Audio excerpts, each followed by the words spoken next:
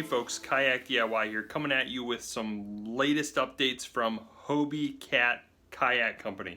So today we ended up finding out that Hobie is going to be coming out with a kayak priced at $1,299. So this kayak here is going to be called the Passport. It's going to be just around 10.4 feet long, and it is going to have a capacity of 325 pounds. It is twin sheet thermoformed design, so it's going to look a little bit different than your other Hobie kayaks. It's not rotomolded.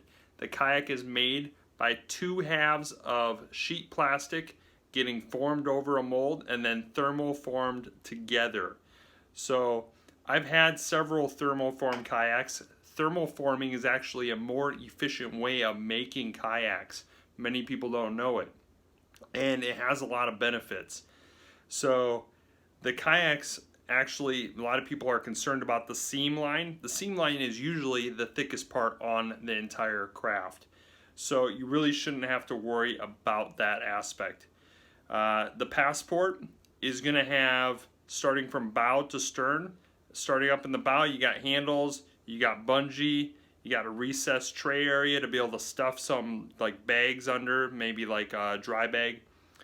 You have your actual vertical accessory mount, which is used for things like your sail kits and for your new Bimini.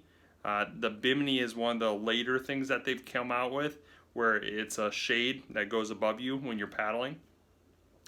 So this kayak, even though it costs less, is going to be equipped to handle those accessories, which are really popular for the Hobie kayak line. So you'll be able to still buy the sail kit, use it on the $12.99 Passport, and you still can use their Bimini shade.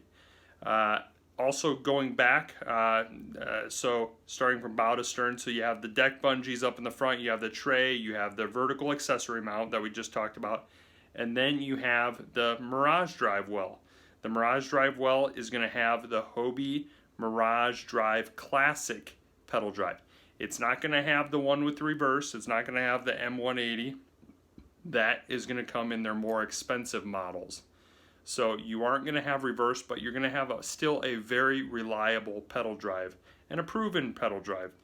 Then on each gunnel, the left and right gunnel, you're going to have track mounts, so you can add accessories. Maybe it be a fish finder, maybe it's camera mounts, maybe it's extra rod holders. And then you have your 8-inch twist and stow hatch, which is going to be right between your legs in front of the seat. And then you're going to have your seat. So your seat is going to resemble kind of like the Hobie Compass seat, except it's going to be much more simplified. There's not all the lumbar adjustments, there's not all that extra stuff, because remember, this is going to be more of a budget friendly option that Hobie is offering. But the seat should still be pretty dang comfortable. Looking at it, I've been on several kayaks, so I can kind of tell what you can spend a lot of time out on and what you maybe are going to get tired of. And that seat looks like it should be pretty comfortable for all day use. It has a little bit wider frame, it looks like, versus some of the original Vantage CT seats were actually a little bit narrow. So on the Passport, the seat looks a little bit wider, which might be nice for some people that maybe are a little bit bigger. Going behind the seat on each side, there's going to be flush mount rod holders, and then we have another recessed rear tray with bungees, and we have our rear T-handle to grab onto. The kayak is steered via a twist and stow rudder, but it's not the same twist and stow rudder that we saw in some of the other Hobie kayaks. It's a more simplified version, because to remind you, this kayak's going to come in at $12.99, so this is their more budget-friendly option. So we can expect to see something a little bit more simplified, maybe to possibly reduce some costs. But it looks solid. It looks like it might be a good contender. Time will tell when I can maybe get out on one. I'm going to do my best to be able to get out on one as soon as I can, give you guys some feedback on what I think of it. But I've been out on several twin sheet thermoform kayaks. Thermoform kayaks do have quite a significant weight benefit. They're usually much lighter weight than other kayaks that are rotomolded that are the same length and size dimensions. This kayak is 34 inches wide, and as I said, it's just a little bit over 10 feet long.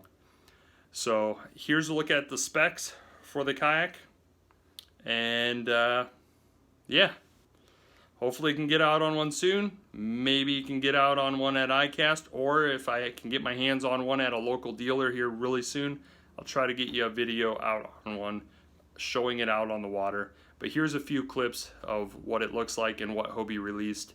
And yeah, check it out over at Hobie's YouTube channel. I'll have it linked in the video description as well.